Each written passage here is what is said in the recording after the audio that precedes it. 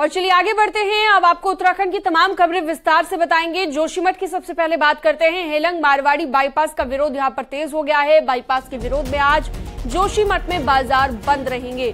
Helang Marwari bypass का विरोध लंबे वक्त से व्यापारी कर रहे हैं। व्यापारियों का ये कहना है कि हेलंग मारवाड़ी बाईपास बनने से उनके व्यापार पर बुरा असर पड़ेगा।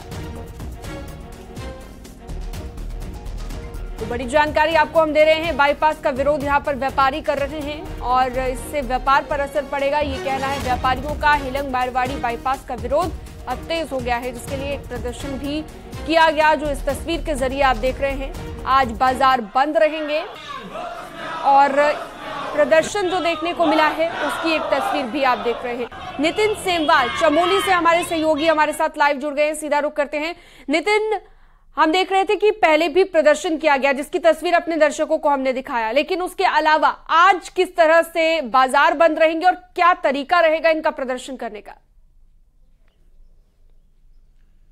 जी, अगर आज के कार्यक्रम की बात करें तो व्यापार सभा जोशीमठ ने जो आज बाजार बंद का ऐलान किया है उसका असर सुबह से ही दिख रहा है। लगभग सारी दुकानें सुबह से बंद है और लगभग 500 से अधिक दुकानें जो हैं वो जोशीमठ नगर क्षेत्र में हैं और उनको आज बंद रखा गया। इससे सबसे बड़ी दिक्कतें तीर्थ यात्रियों को हो सकती है जो बद्रीनाथ धाम जाते हैं, हेमकुंड साहिब जाते हैं। अगर बाजार बंद रहेगा तो उनके खाने पीने की दिक्कतें उनको यहाँ पे उठानी पड़ सकती है। देखिए, हेलंग मारवाड़ी बाईपास की जो ये दर्शकों की मांग है जोशीमठ के लोगों की कि इसको हेलंग से न बनाकर जोशीमठ से जोड़ा जाए, लेकिन अभी तक इस पर कोई बड़ा फैसला नहीं हो पाया है। जबकि सड़क परिवहन मंत्रालय ने हेलंग से मारवाड़ी तक बाईपास बनाने की स्वीकृति बीआरओ को दे दी है, जिसका काम अभी चल रहा है और आज उस काम को रोकने की कोशिश भी की जाएगी। और बताया जा रहा है कि व्यापार सभा के सारे लोग आज हेलंग कूच करेंगे और वहां पे निर्माण कार्य को रोकने की कोशिश भी करेंगे। अब देखना यह होगा कि आज दिन भर ये प्रदर्शन किस तरीके से यहाँ पे रहता है और इसका असर आने वाले दिनों में कितना पड़ता है। जी, बहुत शुक्रिया नितिन जानकारी साझा करने के लिए। सरकार अतिक्रमण को लेकर सख्त है, लेकिन नैनीताल में अतिक्रमण पर कब कार्रवाई होगी, ये सवाल बना हुआ है। पिछले 1 साल बाद भी हाईवे से अतिक्रमण को हटाया नहीं जा सका है, जबकि इसका चिन्हीकरण खुद वन विभाग ने किया था। नैनीताल हल्द्वानी रोड पर वन भूमि में बने दुकानों का चिन्हीकरण 1 साल पहले वन विभाग ने किया था। इसके साथ ही अन्य सड़कों पर भी कार्रवाई नहीं हो सकी है। तो वन विभाग की तरफ से चिन्हीकरण पहले ही कर दिया गया था 1 साल पहले, लेकिन अब तक कोई कार्रवाई नहीं की गई है, जिसको लेकर सवाल पीडब्ल्यूडी पर उठ रहे हैं। वीरेंद्र बिष्ट हमारे संवाददाता हमारे साथ जुड़ गए हैं। वीरेंद्र, सबसे पहली बात तो ये जानकारी दीजिए कि आखिर कहां कहां पर अतिक्रमण किया गया है और कहां कार्रवाई अब तक नहीं हो पाई है। देखिए, अगर जिस तरह से सरकार का फोकस है कि जो अवैध अतिक्रमण है उसको चिन्हीकरण किया जाए और अपनी अपनी जमीनों पर जो भी विभाग है वो चिन्हीकरण करेगा, लेकिन नैनीताल में अतिक्रमण पर अभी तक कार्रवाई नहीं हो सकी है, क्योंकि वन विभाग ने जो हल्द्वानी नैनीताल हाईवे है उस पर खास तौर पर 100 से ज्यादा मकान या रेस्टोरेंट या होटल जो बने हुए हैं उनका चिन्हीकरण किया था, जो भी वन भूमि में बने थे। इसके अलावा भंवाली रोड पर इसी तरह के हालात हैं और जो कालाढूंगी मार्ग है उस पर भी जो सड़ियाताल वाला इलाका है वहां पर पूरी तरीके से अतिक्रमण की जद में है। और इसके अलावा और जो नए अतिक्रमण हैं वो तेजी से हो रहे हैं। 12 पत्थर नैनीताल का खास तौर पर जो घोड़ा स्टैंड है उसके नीचे वाला इलाका है, पालिका और वन विभाग ने उसकी रैकी भी और चिन्हीकरण भी किया था, लेकिन 1 साल होने के बावजूद भी कोई कार्रवाई उन पर नहीं हो सकी है, क्योंकि सरकार ने मुख्य सचिव ने खास तौर पर ये आदेश दिए थे कि जहां जहां पर चिन्हीकरण है जो विभागों के पास है वो विभाग अपना चिन्हीकरण करेंगे और उसको अतिक्रमण की हटाने की कार्रवाई अमल में लाई जाएगी। इसके अलावा जो नैनीताल का मेट्रोपोल वाला इलाका है, जो शत्रु संपत्ति की जमीन है, उसको लेके भी नोटिस जारी किए थे और पिछले 1 साल से करीब 3 बार इन अतिक्रमणकारियों को नोटिस जारी कर दिए गए हैं, लेकिन कार्रवाई के नाम पर कुछ नहीं हुआ है, क्योंकि जो अतिक्रमण कारियों को नोटिस जारी किए गए थे उनसे दस्तावेज जिला प्रशासन ने मांगे थे, और लेकिन कई जो अवैध अतिक्रमणकारी हैं जैसे 128 मेट्रोपोल में थे उनके पास कोई भी दस्तावेज वहां पर मौजूद नहीं था। लिहाजा अतिक्रमण की कार्रवाई को आगे बढ़ाने के बजाय जो जिला प्रशासन है वो खामोश बैठ गया। हालांकि जब इस मामले को लेकर डिस्ट्रिक्ट प्रशासन से हमारी बातचीत हुई थी, उनका साफ तौर पर यह कहना था कि जिन जिन विभागों के की जमीनों पर अतिक्रमण हुआ है उनकी एक रिपोर्ट तैयार की जानी है और जो अतिक्रमण किया गया है उसको चिन्हीकरण करके उन पर कानूनी तौर पर कार्रवाई की जानी है। यानी कि वीरेंद्र कह सकते हैं कि आप जिस तरह से जिक्र भी कर रहे हैं, वन विभाग पर भी सवाल उठे हैं, उन तमाम अधिकारियों को दस्तावेज जमा कराने को भी कहा गया था, यानी कि कुछ अधिकारियों पर गाज भी गिर सकती है, उन पर भी एक्शन लिया जा सकता है अगर भविष्य में भी जो चिन्हित की गई जगह थी वहां से अतिक्रमण नहीं हटाया गया। वाकई में जिस तरह से सरकार का फोकस है कि जो वन भूमि से अतिक्रमण है उसको रिमूव किया जाए और जो अधिकारी हैं वो अभी तक खामोश बैठे हैं, और एक सवाल उठता है उन अधिकारियों पर भी क्योंकि उन्होंने अभी तक कोई कार्रवाई नहीं की है, जबकि चिन्हीकरण खुद वन विभाग ने किया है। सरकार का फोकस है, मुख्य सचिव ने रिपोर्ट मांगी है, लेकिन बावजूद इसकी अभी तक कोई कार्रवाई नहीं हो रही है। ये उन अधिकारियों पर भी ये सवाल खड़ा करता है। जी बहुत शुक्रिया तमाम जानकारी के लिए आपका। और चलिए आगे बढ़ते हैं। देहरादून से बड़ी खबर, जहां पर उत्तराखंड में 7 दिन का तेज बारिश का ऑरेंज अलर्ट जारी किया गया है। मौसम विभाग ने 24 से 30 जून तक तेज बारिश का अलर्ट जारी किया है। मानसून की 25 जून तक प्रदेश में दस्तक देने का पूर्वानुमान जारी किया गया था। इसके साथ ही तेज आंधी तूफान का भी अलर्ट जारी किया गया है। प्रदेश के पहाड़ी जिलों में लैंडस्लाइड की भी आशंका जताई जा रही है।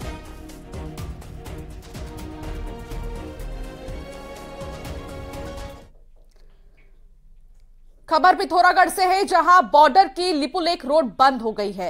रोड का 15 मीटर का हिस्सा काली नदी में डूब गया है। लमारी के पास काली नदी उफान पर है। लिपुलेख रोड बंद होने से आदि कैलाश यात्रा भी प्रभावित हुई है। बता दें कि भारी संख्या में जो श्रद्धालु हैं वो आदि कैलाश यात्रा करते हैं और यहीं से गुजरते हैं, लेकिन सबसे बड़ी वजह लमारी के पास काली नदी उफान पर है। रोड बंद होने से जो श्रद्धालु हैं वो परेशान होंगे। बॉर्डर की लिपुलेख रोड बंद हो गई है क्योंकि यहां पर नदी उफान पर है, जिसकी वजह से रोड का आधे से ज्यादा हिस्सा डूब चुका है। और आप ये देखिए तस्वीर, पिथौरागढ़ में नदियां उफान पर है क्योंकि मौसम में लगातार बदलाव देखने को मिल रहा है और बारिश हो रही है। मॉनसून का असर पहले से ही देखने को मिल रहा है अलग अलग जिलों में। सबसे बड़ी बात यह है कि 25 जून से मॉनसून दस्तक देगा, लेकिन उसका असर पहले से ही यहां पर देखने को मिल रहा है।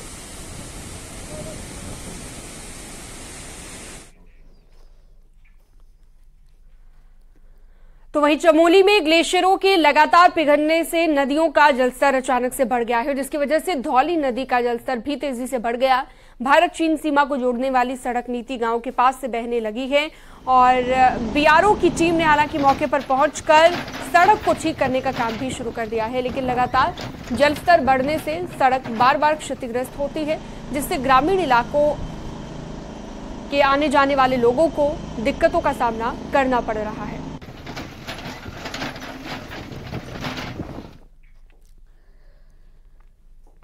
बागेश्वर के कपकोट में प्री मानसून की बारिश ही लोगों ने आफत समझ ली है। यहां पर कपकोट क्षेत्र में बारिश बहुत ज्यादा हुई है। लोगों के घरों में पानी और मलबा है, जिससे ग्रामीण दहशत में आ गए हैं। बुधवार देर रात कपकोट में 110 mm बारिश दर्ज की गई है।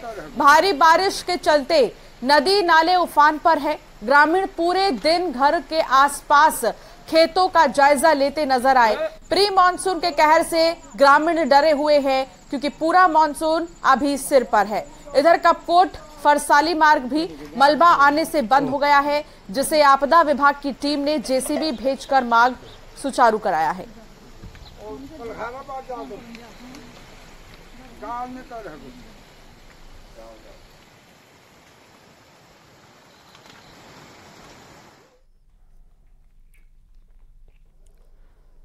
और चलिए आगे बढ़ते हैं। देहरादून से अगली खबर, जहां पर 29 विभागों में पहले 3 महीनों में कोई खर्च नहीं हुआ है, यानी कि ये सभी विभाग बजट से एक भी रुपया खर्च नहीं कर पाए हैं। वहीं बजट खर्च न करने पर सचिव वित्त ने आपत्ति जताई है। तो बजट से अभी तक एक भी रुपया खर्च नहीं किया गया, यानी कि विकास की जो परियोजनाएं हैं उन्हें लेकर भी यहां पर सवाल उठ रहे हैं कि क्या उन पर काम अब तक शुरू नहीं हुआ है। विशाल गर्ग हमारे साथ जुड़ गए हैं देहरादून से, लाइव सीधा रुख करते हैं। विशाल, अभी तक एक भी रुपया खर्च नहीं हुआ, बजट पास किए हुए 3 महीने का वक्त हो गया है। क्या जो विकास की परियोजनाएं हैं उन पर अभी रत्ती भर भी काम शुरू नहीं हुआ, ये समझ सकते हैं। बिल्कुल, देखिए ऐसे 29 विभाग है जिनमें अभी तक 1 रुपया खर्च नहीं हो पाया और मुख्यमंत्री पुष्कर सिंह धामी ये साफ तौर पर निर्देश दे चुके हैं कि सभी विभाग तेजी से काम करें, क्योंकि उत्तराखंड में जो विकास योजनाएं हैं, जो कार्य चल रहे हैं धरातल पर, वो तेजी से हो सके। लेकिन ऐसे में 29 विभाग ऐसे हैं जिनमें काफी काम होना था, लेकिन अभी तक उनमें क्योंकि 3 महीने बीत गए और अभी तक 1 रुपया खर्च नहीं हो पाया। ऐसे में देखिए जो सचिव वित्त हैं वो नाराजगी भी जता चुके हैं और उन्होंने सभी विभाग के अधिकारियों को नोटिस भी जारी कर दिया है। साथ ही उन्होंने ये कहा है कि वो अपने यहाँ पर बैठक करें और जल्द से जल्द ये योजना बनाए कि उनको 3 महीने में, 6 महीने में और साल भर में किस तरह से काम करने हैं, किस तरह से स्वीकृति देनी है। क्योंकि अक्सर ये देखा जाता है कि जब साल भर का जब पूरा एंड हो जाता है तो उसमें ये देखा गया है कि काफी विभाग ऐसे हैं जो काफी फिसड्डे रह जाते हैं, वो अपने कार्य योजनाओं को पूरा नहीं कर पाते या फिर बजट पास नहीं कर पाते। तो कहीं ना कहीं ये सवाल अक्सर बना रहता है और ऐसे में मुख्यमंत्री पुष्कर सिंह धामी लगातार सख्त रहते हैं। उन्होंने साफ हिदायत दी हुई है सभी विभागों को कि वो ज्यादा से ज्यादा काम करें, क्योंकि मुख्यमंत्री लगातार कह रहे हैं कि यह दशक उत्तराखंड का है और उत्तराखंड को हमें तेजी से आगे बढ़ाना है। लेकिन अगर ऐसे में बजट खर्च नहीं होगा योजनाओं में तो कहीं ना कहीं यह कहा जा सकता है कि पूरी तरह से जो है विकास के जो कार्य हैं उन पर रोक लग जाएगी, विकास के कार्य जो हैं वो गति नहीं पकड़ पाएंगे। जी। बहुत शुक्रिया तमाम जानकारी के लिए विशाल गर्ग आपका। खबरों में आगे बढ़ेंगे। पूर्व सीएम हरीश रावत के स्टिंग मामले में सीबीआई देहरादून कोर्ट ने बड़ा आदेश दिया है कि पूर्व सीएम समेत 4 नेताओं के वॉइस सैंपल लिए जाएंगे, जिसमें हरीश रावत, हरक रावत, मदन बिष्ट और उमेश कुमार शामिल है। सीएम रहते हरीश रावत का स्टिंग किया गया था। 2019 में सीबीआई ने दिल्ली में इस मामले में केस दर्ज किया था और अब वॉइस सैंपल की बारी है। 4 नेताओं के वॉइस सैंपल लिए जाएंगे और फिर मामले की पुष्टि होगी कि आखिर ये स्टिंग कितनी सत्यता के साथ की गई है, जिसमें कि हरीश रावत, हरक रावत, मदन बिष्ट और उमेश कुमार शामिल हैं। इनके वॉइस सैंपल लिए जाएंगे। कोर्ट की तरफ से आदेश दे दिया गया है। पूरा मामला 2019 का है, जहां सीबीआई ने दिल्ली में इस मामले में केस दर्ज किया था और फिर अब इसको लेकर आदेश जारी किया गया है कि वॉइस सैंपल लिए जाएंगे और उसके बाद ही मामले में आगे सुनवाई होगी। अभी फिलहाल दोबारा से सुनवाई तब तक नहीं होगी जब तक वॉइस सैंपल नहीं ले लिया जाता। सभी 4 नेताओं के वॉइस सैंपल लिए जाएंगे। स्टिंग ऑपरेशन की सत्यता की पुष्टि तभी होगी जब वॉइस सैंपल मैच करेंगे।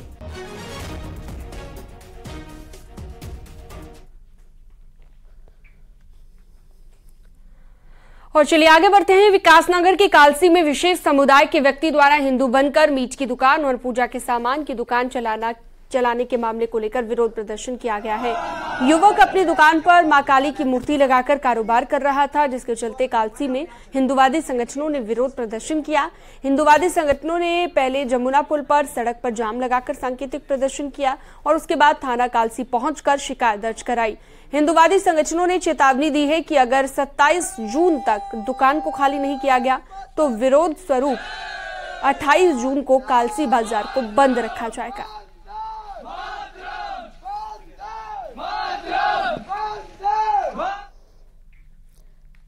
केदारनाथ मंदिर में सोना गायब होने के मामले में बद्री केदार मंदिर समिति के पूर्व अध्यक्ष गणेश गोदियाल ने कहा, यदि राज्य सरकार ने मामले की जांच नहीं कराई तो मैं प्रधानमंत्री नरेंद्र मोदी को चिट्ठी लिखूंगा और उनसे जांच की मांग करूंगा, क्योंकि पीएम मोदी की केदारनाथ में गहरी आस्था है और वो मेरी बात जरूर सुनेंगे। माननीय प्रधानमंत्री जी से भी जुड़ा हुआ मामला है। माननीय प्रधानमंत्री जी की बड़ी आस्था है केदारनाथ में, वहां बार बार आते हैं, तो उसकी तो बिल्कुल पारदर्शी जांच होनी चाहिए। मैं प्रधानमंत्री जी को भी लिखूंगा कि हमें बड़ी ठेस पहुंची है और मैं आपसे प्रार्थना करता हूं कि इसकी पारदर्शी जांच की जाए। मैं उन्हें भी लिखूंगा अगर राज्य के स्तर से नहीं हुआ तो। मुझे उम्मीद है कि प्रधानमंत्री जी मेरी बात को स्वीकार करेंगे, मानेंगे। और चलिए आगे बढ़ते हैं। न्यूज 18 की खबर का दमदार असर हुआ है। न्यूज 18 ने पुलिस लाइन वेरिफिकेशन फॉर्म में व्यवसाय के कॉलम में कई प्रकार के आपत्तिजनक व्यवसायों पर सवाल उठाए थे, जिसका संज्ञान उत्तराखंड पुलिस मुख्यालय द्वारा लिया गया और व्यवसाय के कॉलम में सभी आपत्तिजनक शब्दों को अब हटा दिया गया है। मामले को लेकर ADG law and order V Murugesan का कहना है कि न्यूज 18 द्वारा संज्ञान में जिन जिन तथ्यों को लाया गया है उन पर अमल करते हुए कार्रवाई की गई है और वेरिफिकेशन ऑनलाइन फॉर्म में जो भी अनुचित तथ्य थे उनको हटा दिया है। हमारे नॉलेज में लाए गए कि कुछ उस पर ऐसे वेरिफिकेशन, खुद को वेरिफिकेशन में जो ऑप्शंस है उस पर कुछ ऐसे ही भी था, उसको फिर हमने दिखवाया है तो उसको सही करा दिए हमारे सिस्टम को। न्यूज 18 ने उत्तराखंड पोर्टल पर किराएदारों के सत्यापन पर अशोभनीय शब्दों के मामले को उठाए और लोगों ने इस पर खुशी जाहिर की है। कई मकान मालिकों और किराएदारों ने संतुष्टि जाहिर करते हुए न्यूज 18 का आभार जताया और कहा कि न्यूज 18 ने जनहित के मुद्दों को प्रमुखता के साथ उठाया। हम न्यूज 18 की टीम को बहुत बहुत बधाई देते हैं। पहले तो न्यूज 18 का बहुत धन्यवाद है कि उन्होंने एक बहुत ही महत्वपूर्ण विषय को, इशू को उठाया और उस पर अभी अब कार्रवाई की बात हो रही है तो कार्रवाई निश्चित रूप से कठोर होनी चाहिए और सरकार को चाहिए कि भविष्य में इस तरह की जो बातें हैं, इस तरह के जो मुद्दे हैं उनकी पुनरावृत्ति न हो। तो वहीं नैनीताल शहर का एक वीडियो चर्चा का विषय बना हुआ है। सफाई अभियान का ये वीडियो देश भर में घूम रहा है, लेकिन क्या है इस वीडियो की कहानी, आपको दिखाते हैं इस रिपोर्ट में।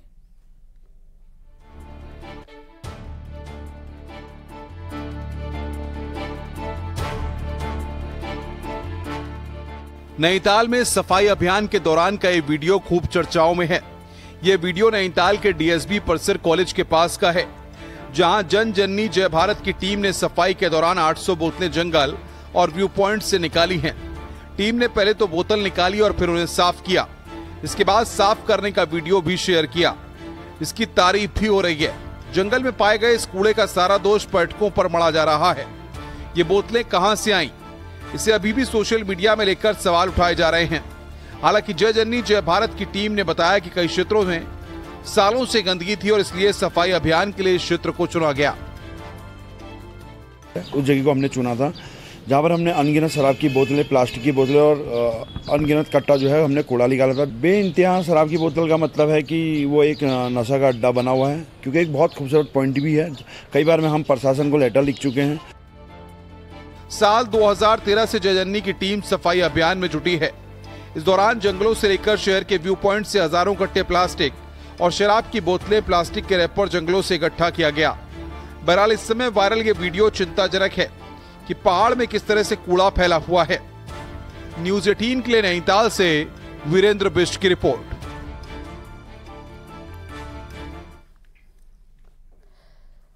सीएम पुष्कर सिंह धामी ने गुरुवार को देवप्रयाग में वेद शास्त्र अनुसंधान केंद्र का वर्चुअली उद्घाटन किया है और इस सेंटर को केंद्रीय संस्कृत विश्वविद्यालय के श्री रघुनाथ कीर्ति परिसर में बनाया गया है। स्वामी करपात्री महाराज के स्मृति में इस वेद शास्त्र अनुसंधान केंद्र को तैयार किया गया है।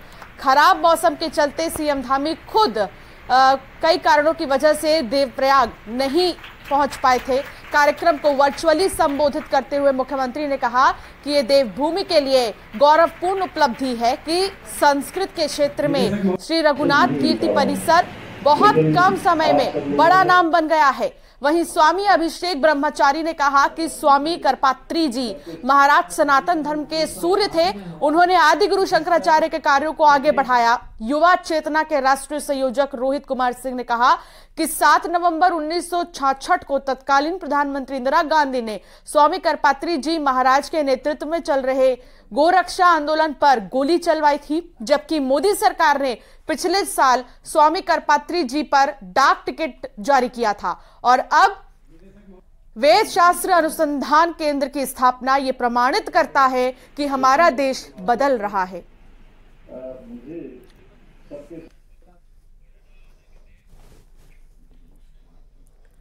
और चलिए आगे बढ़ते हैं। कृषि और उद्यान मंत्री गणेश जोशी ने गोवा में डिस्टिलरीज और बॉटलिंग प्लांट का निरीक्षण किया है। उन्होंने कहा कि उत्तराखंड में सिगरेट के जो फल खराब हो जाते हैं, किसानों को जिनका सही दाम नहीं मिलता है, उसके लिए जल्द ही गोवा सरकार के साथ समझौता किया जाएगा। वहीं जल्द ही हॉर्टिकल्चर के अफसर गोवा का दौरा करेंगे ताकि उत्तराखंड के सिगरेट फलों का भी इस्तेमाल हो सके।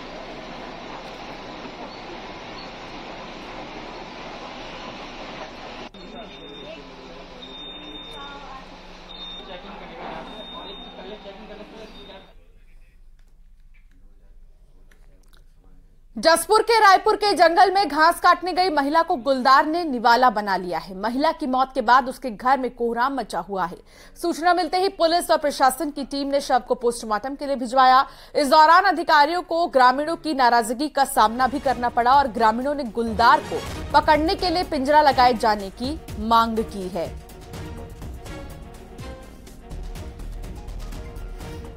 घटना है जिसमें कि हमको सूचना मिली थी कि किसी महिला जो यूपी की रहने वाली यहाँ पर घास काटने के लिए आई थी और उत्तराखंड बॉर्डर का जो रायपुर जंगल है वहाँ पर गुलदार ने उनको अटैक कर दिया। तो यहाँ पर काफ़ी भीड़ हुई थी। तो हम लोग यहाँ पर पुलिस प्रशासन और हम लोग मौके पर मौजूद थे। तो फॉरेस्ट की टीम भी आ चुकी है। अभी महिला को पोस्टमार्टम के लिए ले जाया जा रहा है। वहाँ पर जो आवश्यक कार्रवाई है नियमानुसार करते हुए आगे की कार्रवाई की जाएगी।